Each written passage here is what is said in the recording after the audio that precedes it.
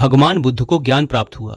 जब लोगों को पता चला कि बुद्ध को ज्ञान प्राप्त हुआ है तो लोग यह जानना चाहते थे कि बुद्ध को क्या ज्ञान प्राप्त हुआ है, उन्होंने क्या नया जाना।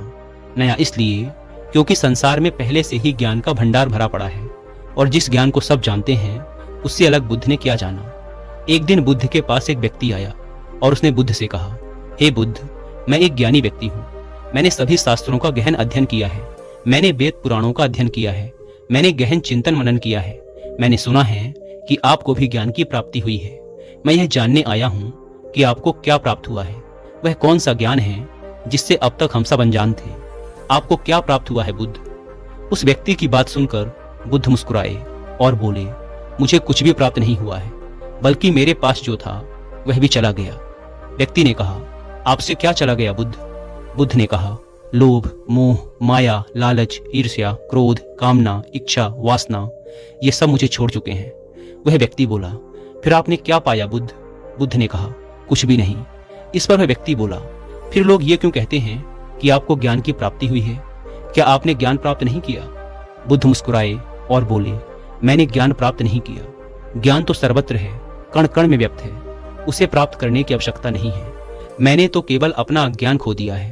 अज्ञान खोने के बाद क्या बचता है? व्यक्ति बोला, अज्ञान ना होने पर तो सिर्फ ज्ञान ही बचता है। बुद्ध ने कहा, जब ज्ञान और अज्ञान दोनों ही ना बचे तब क्या बचेगा?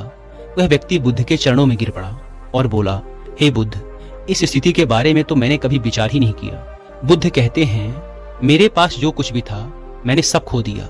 सब छूट जाने के बाद मुझे पता चला कि जिन चीजों से मैं प्रेम कर रहा था, जिन चीजों को मैं पाना चाहता था, वह सत्य ही नहीं थी। फिर वह सत्य क्या था जिसे बुद्ध ने प्राप्त किया? बुद्ध कहते हैं कि मैंने सब कुछ खो दिया, तब मुझे ज्ञान दिखाई पड़ा। लेकिन इसके विपरीत हम सब कुछ पाना चाहते हैं। बुद्ध खोने की बात करते हैं और हम पाने की बात करते हैं।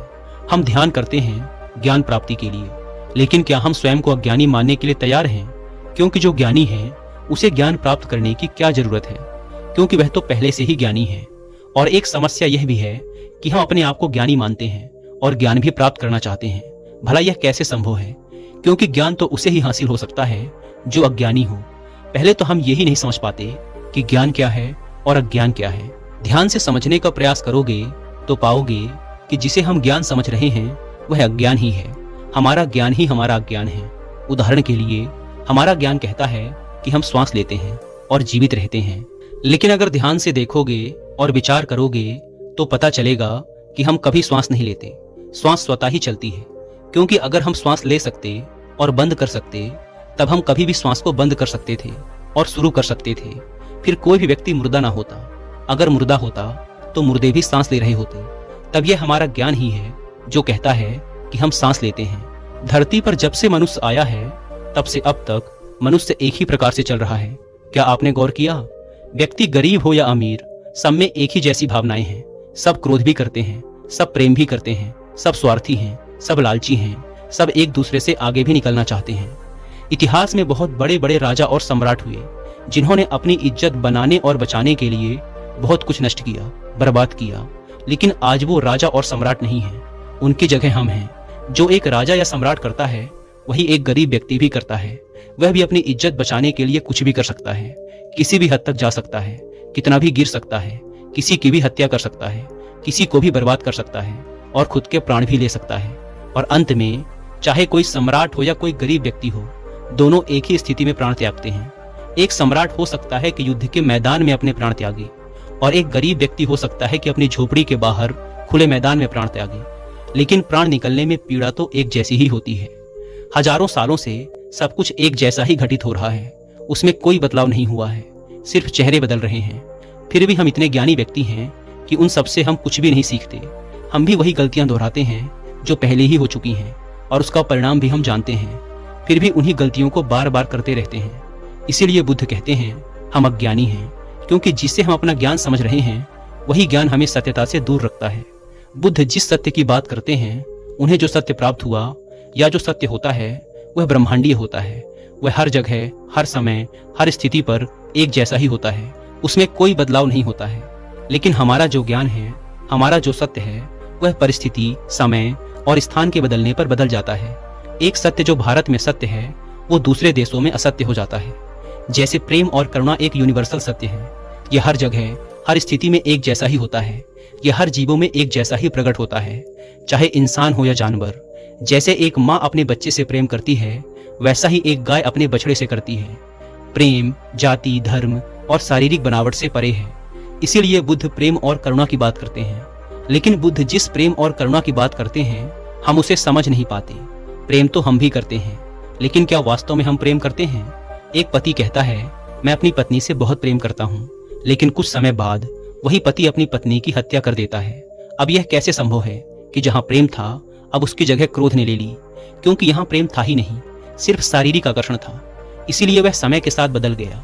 हम प्रेम या कोई भी व्यवहार कहाँ से सीखते हैं? यह हम अपने परिवार, आसपास के लोगों और समाज से ही सीखते हैं।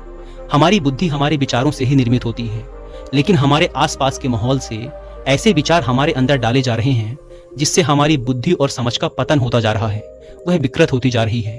प्रेम एक स्वाभाविक प्रक्रिया है जो स्वयं प्रकृति की देन है, और यह प्रकृति का एक हिस्सा भी है। प्रकृति हमसे प्रेम करती है, वह हमारा सभी प्रकार से ध्यान रखती है, लेकिन इसके बदले वह कभी हमसे कोई मांग नहीं करती, जबकि हम ही प्रकृति को नष्ट करने में लगे रहते हैं। यह वह प्रेम है जो हमारे अंदर भी होता है, लेकिन हम इसे भूल गए हैं। जिस प्रेम को हम जानते हैं और प्रेम समझते आ रहे हैं, वो बनावटी है, वह स्वार्थ पर टिका हुआ है। उसे हमने बाहर से, यानी अपने समाज और आसपास के लोगों से सीखा है। समाज में जैसा दिखाया जाता है, हम बिल्कुल वैसा ही करना चाहते हैं, वैसा ही बनना चाहते हैं। हम वैसा ही प्रेम भी करना चाहते हैं। हम हर चीज में समाज की नकल करना चाहते हैं। हम अच्छा दिखना चाहते हैं, लोग हमें देखें तो कहें कि देखो कितना प्रेम है इनमें। वास्तव में जो सत्य है वह बहुत दूर नहीं है, बिल्कुल हमारे नजदीक ही है, वह हमारे ही अंदर है। हमने अपनी आंखों में पट्टी बांध रखी है, दिखावे की पट्टी, समाज की नकल करने की पट्टी। इसीलिए हम अपने अंदर के सत्य को देखना ही नहीं चाहते, या ये कहो कि हम इतने व्यस्त हैं कि हमें यह सोचने का समय ही नहीं है कि हम रोज जो कर रहे हैं उससे हटकर कुछ और भी किया जा सकता है। अपनी सामाजिक बुद्धि को छोड़ दें, जो समाज ने सिखाया है उसे कुछ समय के लिए भूल जाएं और स्वयं को समझें, खुद को जानने का प्रयास करें। आपके सबसे करीब आप खुद ही हैं। आपसे ज्यादा आपके करीब और कोई हो ही नहीं सकता। दूसरे किसी भी व्यक्ति से ज्यादा आप स्वयं को बेहतर जानते हैं। देखें कि आप क्या जानते हैं। क्या सच में आप अपने बारे में कुछ जानते भी हैं, या बस ऐसे ही जिए चले जा रहे हैं? जन्म लेना और रोते चिल्लाते इस दुनिया से चले जाना इस जीवन का उद्देश्य कदापि नहीं है।